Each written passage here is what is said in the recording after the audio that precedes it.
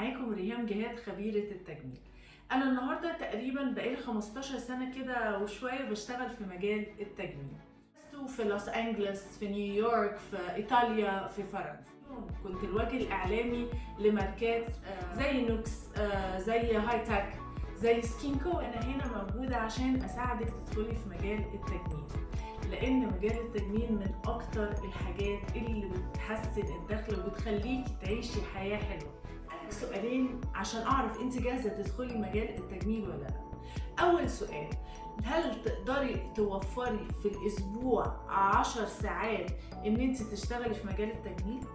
تاني سؤال، لو معاكي رأس مال ابتداء من 6000 فيما فوق، أنت جاهزة إن أنت تدخلي في مجال التجميل؟